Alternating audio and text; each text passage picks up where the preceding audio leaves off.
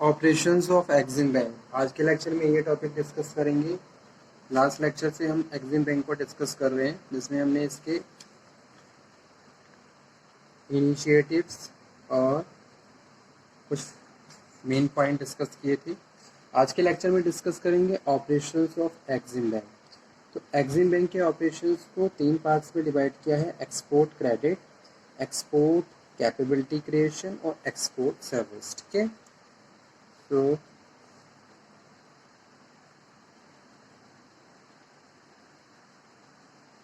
the operations of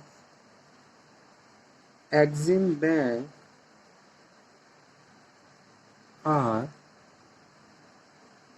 grouped. First one है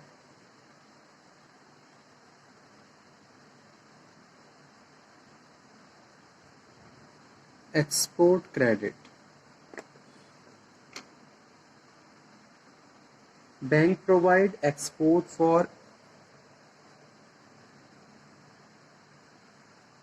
bank provide exports of Indian machinery,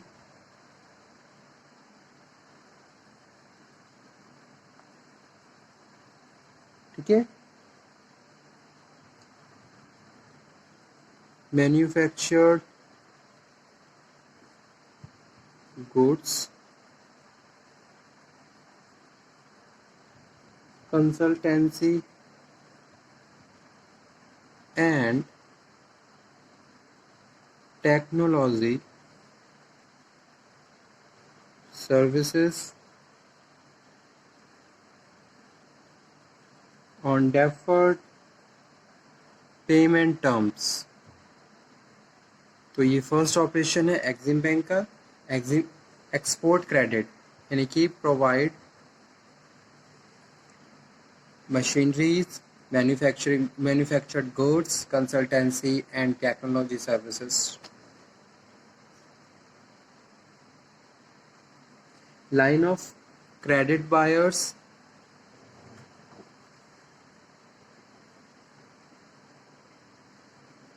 credit are extended to overseas entities, that is government, central bank, commercial bank, development finance and institutions, regional development bank for financing export of goods and services from India, project finance और trade finance. ठीक है, तो ये दोनों important term है export credit की कि एक तो हम किसी प्रोजेक्ट, स्पेशलाइज प्रोजेक्ट के लिए फाइनेंसिंग कर रहे हैं। ठीक है, that is very important point. जैसे कि कोई इंफ्रास्ट्रक्चर है कंट्री का, कंट्री में कोई ब्रिज बन रहा है, ठीक है, या फिर कोई अदर इंफ्रास्ट्रक्चर है, तो उसके लिए कोई जैसे एक प्रोजेक्ट पे काम चल रहा है, Exim bank provide the fund. ठीक है, सेकंड है trade finance. Trade finance export goods and services to other countries, so providing the financial assistance to buy material in the raw on the subsidies। तो इस तरीके की चीज़ है। ठीक है,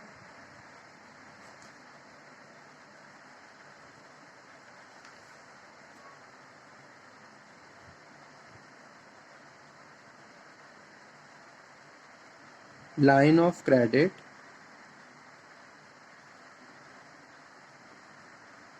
buyers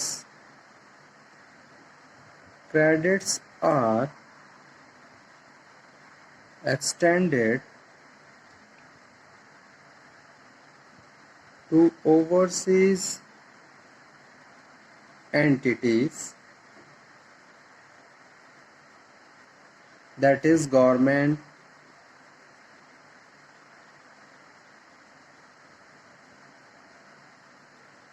central bank,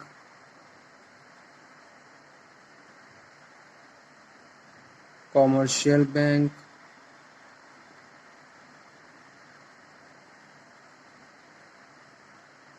development finance, regional development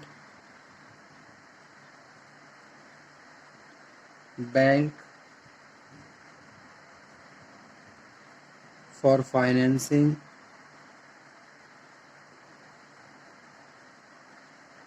of export of goods and service from India.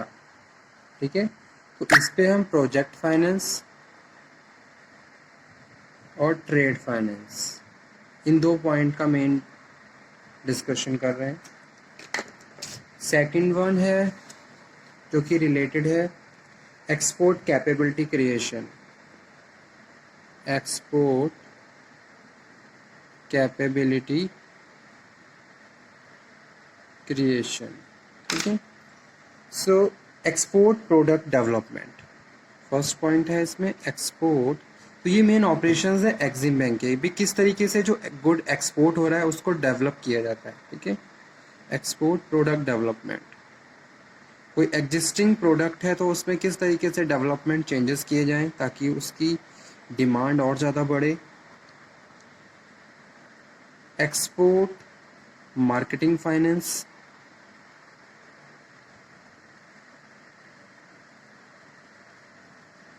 export oriented units,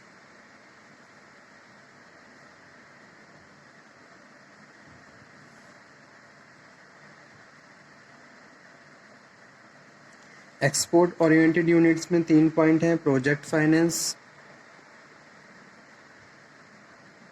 working capital और production equipment finance.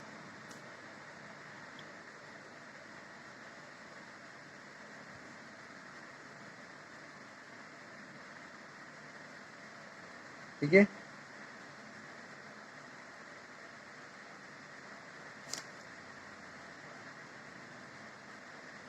इसमें एक पॉइंट और है ओवरसीज इन्वेस्टमेंट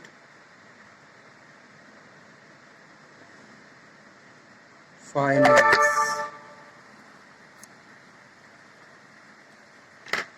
और थर्ड मेन ऑपरेशन है एक्सिम बैंक का जो कि है export service.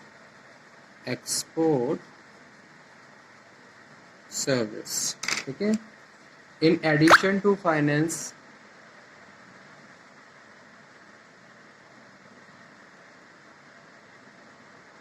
bank provides a range of information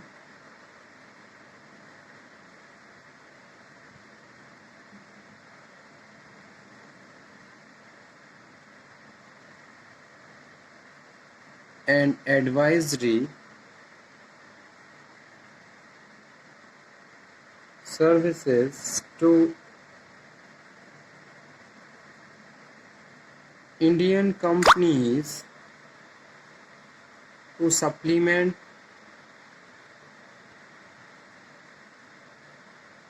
their efforts aimed at globalization of Indian business।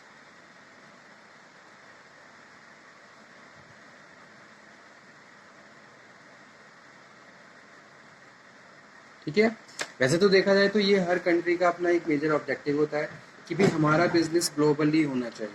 अगर हम कोई भी प्रोडक्ट प्रोड्यूस कर रहे हैं तो वो प्रोडक्ट ऑल ओवर वर्ल्ड में सेल होना चाहिए, पूरे वर्ल्ड में के हर एरिया से उसकी डिमांड होनी चाहिए।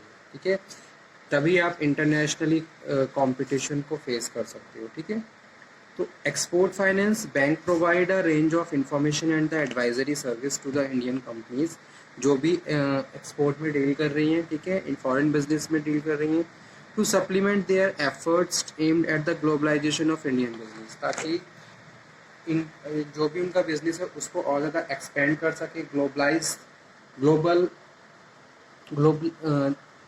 फॉर्म में चेंज कर सके। ठीक है, अभी आप डोमेस्टिकली डील कर रहे हो, फिर आपने धीरे धीरे बिजनेस को और बढ़ाया, फॉरेन बिजनेस में आपने चेंज किया, नाउ आपका प्रोडक्ट ग्लोबली मूव कर रहा है। ठीक है, हर कंट्री में कहीं ना कहीं उसकी डिमांड है। ठीक है, तो ये तीनों मेन ऑपरेशंस थे एक्सिम बैंक के, export credit, export capability creation और एक्सपोर्ट फाइनेंस। ठीक है, तो ये एग्ज़ाम के पॉइंट ऑफ व्यू से भी इम्पॉर्टेंट टॉपिक्स हैं, तो आप इसको नोट डाउन कर लीजिए और उसको स्टडी कर लीजिए। ठीक है।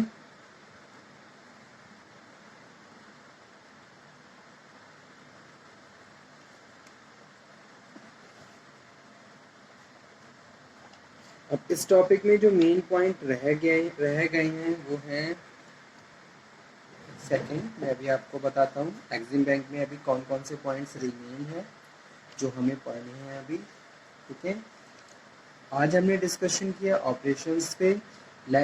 तब आज आप ये पढ़िए, नेक्स्ट लेक्चर में फिर हम मिलेंगे और फिर इंटरनेशनल ट्रेड के एग्जिम बैंक को डिस्कस करेंगे, जिसमें role of Exim bank of India discussion करेंगे। ठीक है, यानी कि क्या कौन से इसके मेन फंक्शंस हैं, जैसे कि लैंडिंग प्रोग्राम्स, फाइनेंसिंग सर्विसेज, यानी कि कौन कौन से मेन फंक्शंस हैं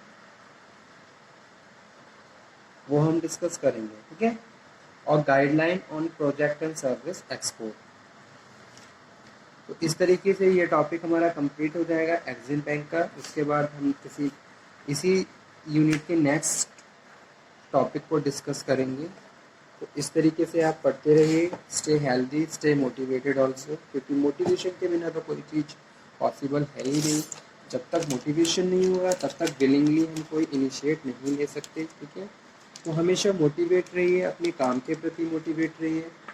और अभी आप एज अ स्टूडेंट हो तो आप अपनी पढ़ाई के लिए हमेशा मोटिवेट रहिए। ठीक है, क्योंकि आज जो आप पढ़ लोगे वो आपके लिए लाइफ टाइम काम आने वाला है। और एक चीज़ और स्टूडेंट मैं आप लोगों से कहना चाहूँगा कि भाई अपनी लाइफ का एक गोल सेट कर लीजिए कि आपको करना क्या है। ठीक है, अभी आपकी अगर फाइनल ईयर के स्टूडेंट्स हैं, आपका ऑलमोस्ट ग्रेजुएशन होने वाला है, तो ग्रेजुएशन के बाद नंबर ऑफ लाइंस ओपन हो जाती हैं। ठीक है, कुछ बच्चे जॉब के लिए जाते हैं, कुछ बच्चे other next PG programme join करते हैं, कुछ बच्चे पीजी प्रोग्राम प्लस जॉब दोनों को कंटिन्यू करते हैं।